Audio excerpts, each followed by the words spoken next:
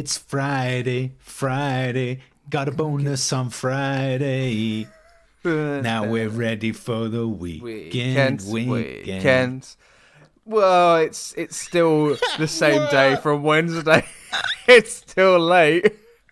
I'll be honest. I am certainly not ready for the weekend right now. Oh, I'm ready for my bed. That's what I'm ready for. A little better buzz. How are you, my friend? You right? Oh, I'm good, mate. How are you? Yeah, I'm all right. I'm still okay. Yeah, I'm all right. What I should have done is got like a glass full of spice rum for this. That would have. Oh,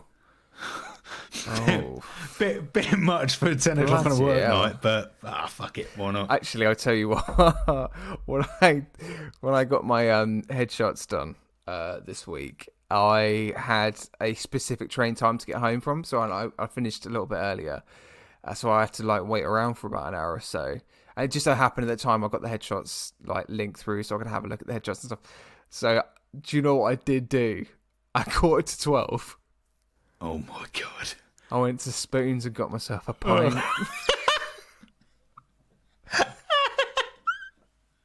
Living at what? Liverpool Street. Yeah. Fucking hell! I just sat there with everybody else. Not much to do on their day to day with all the unemployed. Oh my god! 11:45 on a Tuesday. In the middle of March. Yeah. Wow, that's... To be honest, it was incredibly freeing. Liberating. I bet the beer tasted amazing. What did you have? What beer? It was a West Coast IPA. Ooh. So I wasn't mucking about, mate. It was lovely. Yeah. It wasn't like just give me Carlsberg. No, I went for a West Coast IPA. You were your West Coast IPA, surrounded by crying men. I can imagine it. I can imagine it now. Don't know why they're all men. Women in there. I'm sure everybody in there. Actually, I tell you what was really disappointing though. There's a Greggs now at Liverpool Street. Yes. Right. Yeah. I know. Great. Exciting, right? Greggs at Liverpool Street. Brilliant idea. Well done. All right. Always. Why? Also, just another thing. Little gripe. Greggs. Why are you always so flipping busy? Why do you not anticipate buying outlets that are big enough for the sheer amount of things that you need to do and capacity for people that come in and out? Just be better at that for starters. But I went and got one of those pizza slices, right? Yeah, £1.80 margherita pizza slice. Ooh, is it £1.80 at Liverpool Street? Then I think it is. Oh, no, it was £1.80. Anyway, they gave it to me. Cool, great, lovely, fantastic. Obviously boiling hot. Took it out of its little sleeve. Oh, hello. I unsheathed it, right?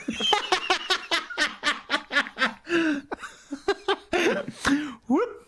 And then there she goes. I was holding it, and then it just flopped on my hand. Like that. No. Literally, it slapped. What, topping side? It top side, yeah. Slapped on my hand, and it was fucking boiling. I thought I burnt my hand, so I said some things out loud while I was listening to music in my ears in the train station.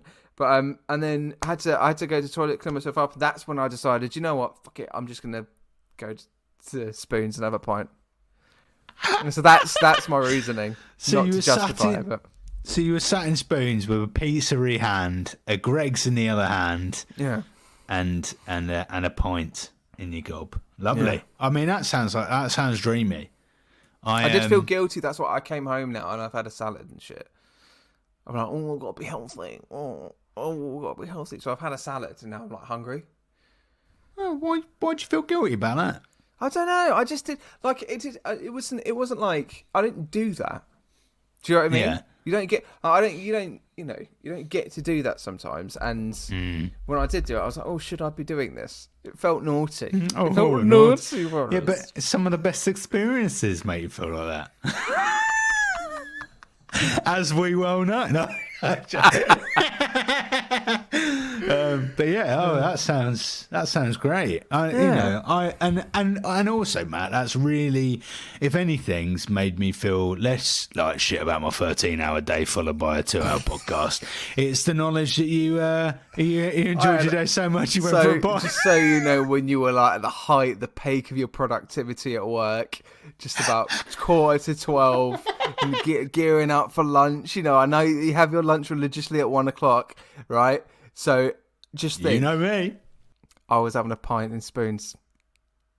Oh, mate, honest to God, man, that would just be just dreamy. Right, look, one day you and I will be able to do that because this will be our job one day. I'm going to say it now. This is going to be our full-time job at some point. We're going to make it happen. I'm manifesting it right now, all right? And dear listeners, can be down to you, okay? So you have to follow us on Spotify, Apple Podcasts, and also tell your friends, family, grandparents, friends and family. I also can't wait for our retirement, because that's just going to be us during retirement. I mean, you'll enter retirement a long time before me, but once I catch up, then... I don't know. So I'm dicking about at the moment, really, in life. Let's be honest. Following my nose. There's only going to be a time where I'm going to be like, 40, going, it didn't work for us. I'm going to have to go work for the next 40 years, and I'll be like 85 plus, still working a full-time job. And you'll be getting pictures of me in Liverpool Street. Yeah, sat in Wetherspoons. And you go, well, I remember. Oh, how the tables have turned.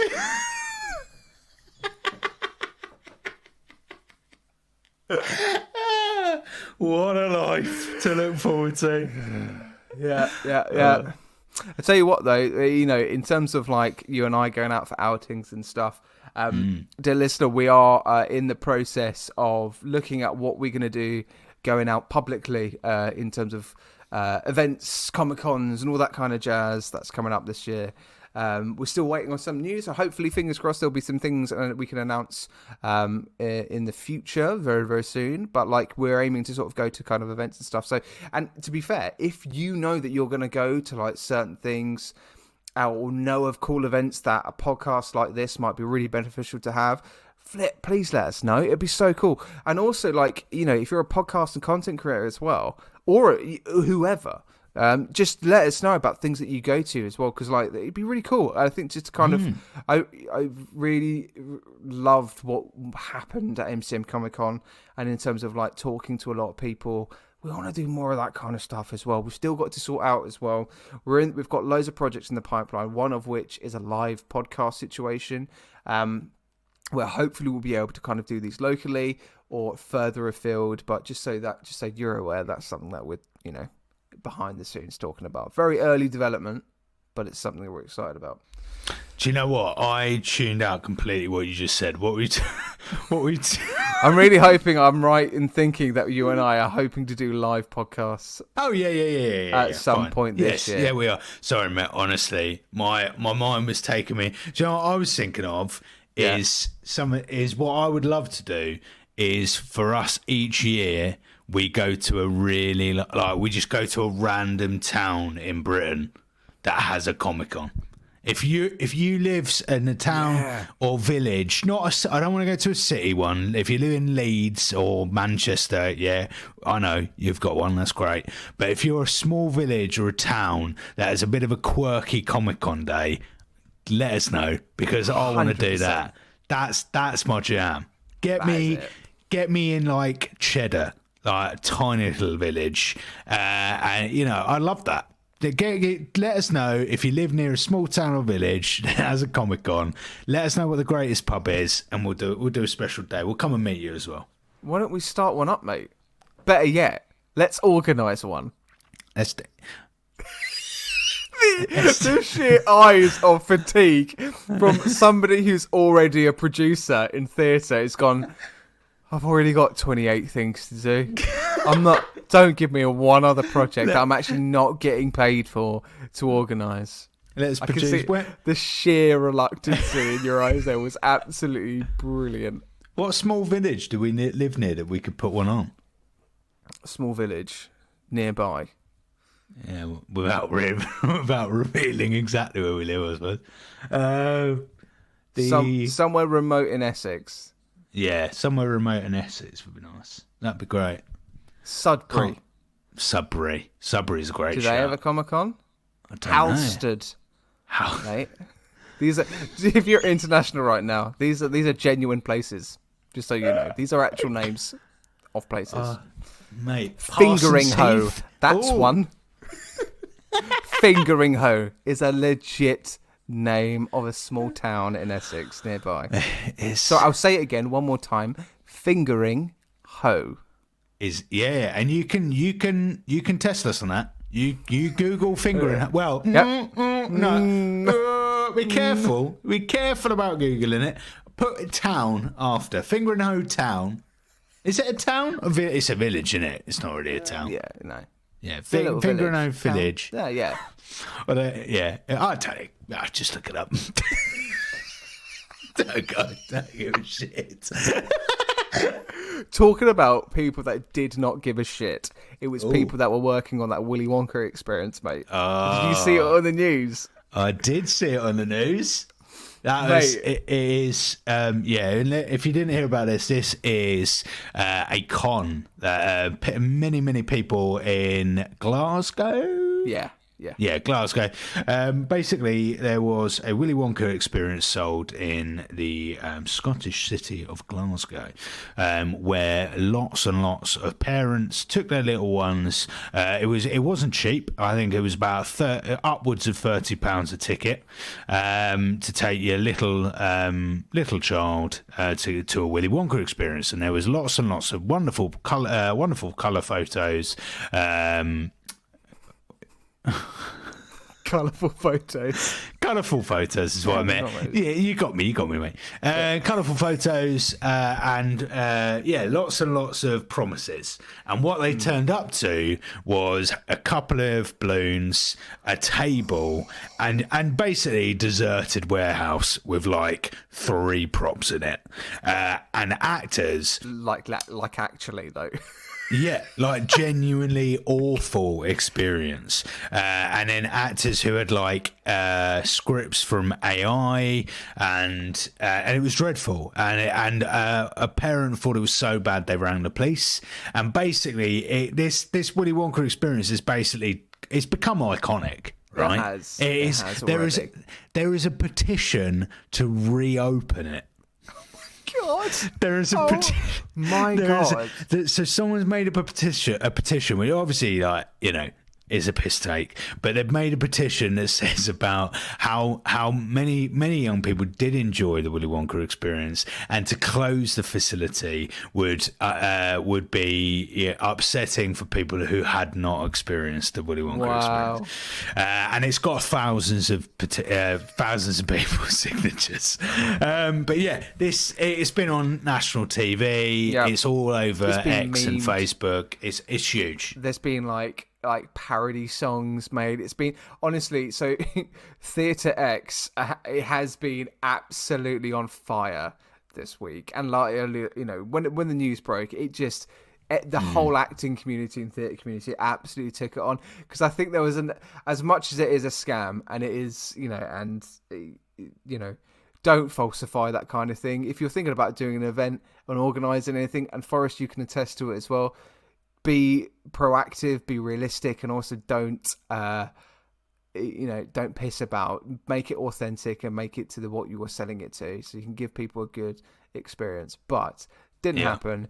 But I think a lot of actors out there can sort of relate to jobs like that as well. Like we've done like community stuff before, you and I know that's been like, this is strange. Yes. Yes. You know, absolutely. It is definitely things that happen, not quite to this scale. As an actor, there have been like hairy acting gigs, but normally you've either got at least a set or a costume, or it's kind of in the nature of where it is, a community hall you might perform in. This was a full-on, like, you are going to a massive Willy Wonka experience with lots and lots of things, and you're paying a lot of money for it. Yeah, and literally. It was terrible. Yeah, awful. Again, if anyone listening actually went or has any friends or family who did, oh my God, please email us, don'tbeaheropodcast@gmail.com, or find us on Instagram and let us know the experience. That would be flipping amazing. That would be so... Yeah, yes. But do you know what I had a thought, Forrest? What was your thought, Matt? Why don't you and I, talking about scripts that were made out of like AI, why don't you and I do a little chat GPT script? MCU related, obviously. Big fan. Just to sort of like see what drama and what depth and layered characterization can come through some fantastic pieces of AI art. Let's use that term. AI art. I love that. Big fan. I'm just going to put it right out there. Me and Matt will not be dressing up and creating characters like we did last week at 10:30 at night. And I'm just reading the Certainly not. Could you bloody imagine? Oh my God! I think I'd actually pass out. I'll be asleep before the end of the improv, mate. Okay, right. Okay. I'm gonna see if I can share my screen. Oh. Oh My God! You actually can. This is new. Yeah. Do you know that? Hello. Loving that. Can we make that? Can we make that bigger? Hang on. Oh, you want bigger? Yes, we can. You got it? Yeah. That's all right. Look at this. Right. Okay. So basically, Chat GPT 3.5. Right. I put in a little prompt. So that's what you got to do when you put in a Chat GPT search engine. You know what to do, list. I know you know, but like you put a little search engine, put a prompt in, boom, here it comes. The AI happens. I have said, create a script in where Kevin Feige of the MCU is gloating to James Gunn, head of the DC universe, about how Marvel is better than DC. Simple, right? Simple. Okay. This is amazing. Now, this is already amazing. Just bear in mind, right? Kevin Feige is talking to James Gunn, an ex-employee, right, as well. James Gunn obviously did the Guardians of the Galaxy trilogy.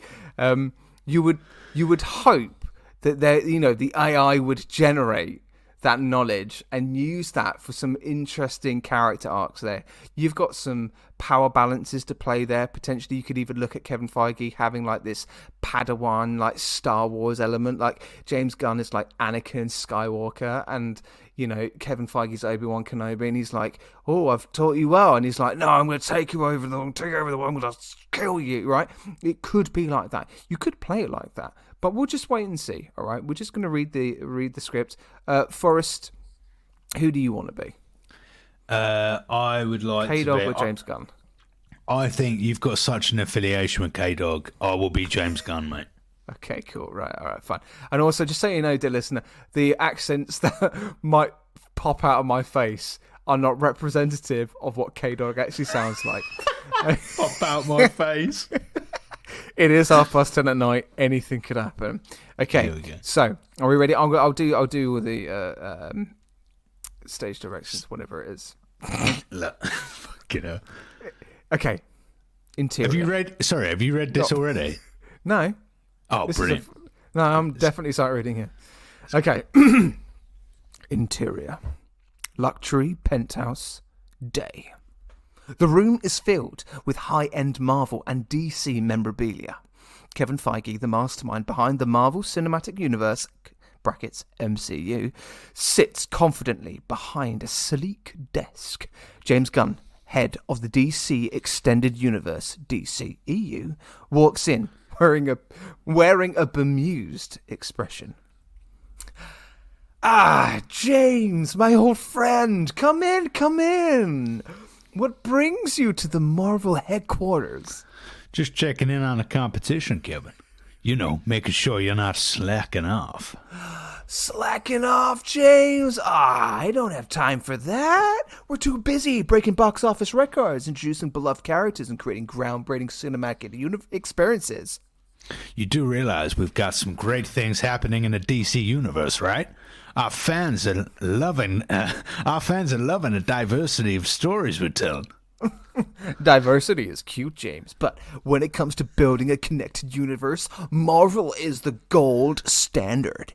We've got a plan, a roadmap that leads to one epic conclusion after another. Oh, please. You act like you've never stumbled? Remember the Mandarin twist in Iron Man 3? Fans were not thrilled about that. But we learned from our mistakes. Look at Thor Ragnarok and Guardians of the Galaxy. We took risks and they paid off big time.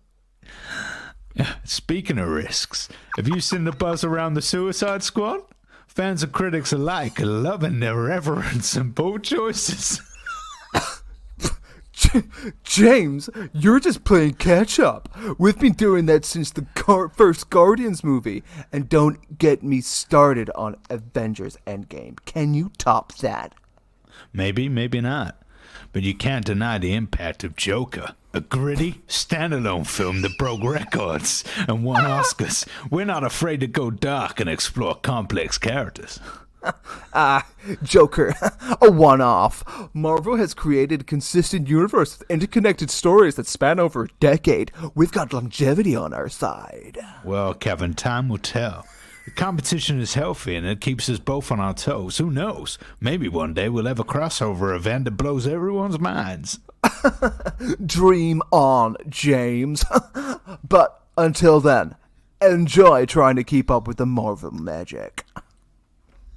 They exchange a competitive look, and James Gunn exits the room. Kevin Feige is left alone in his triumphs with his Marvel triumphs.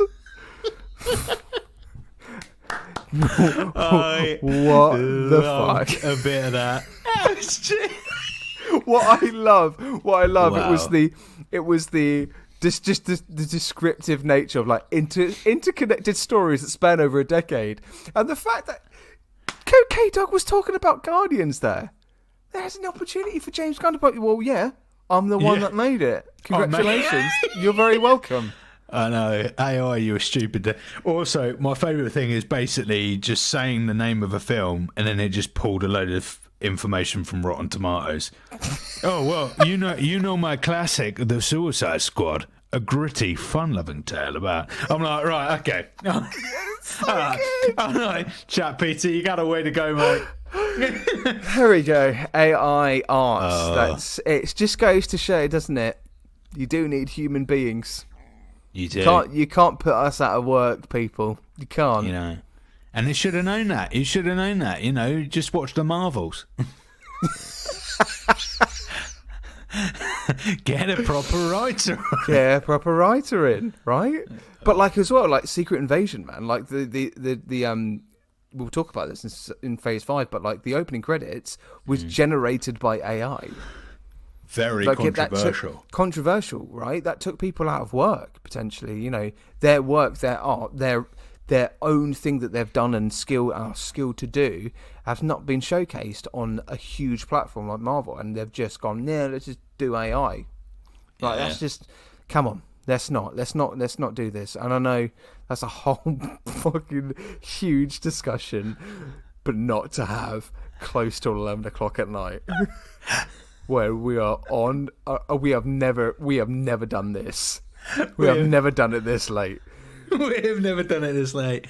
But yeah, no, that was fascinating stuff there. I know you're ready. You're ready for bed. He's ready for bed, dear listener.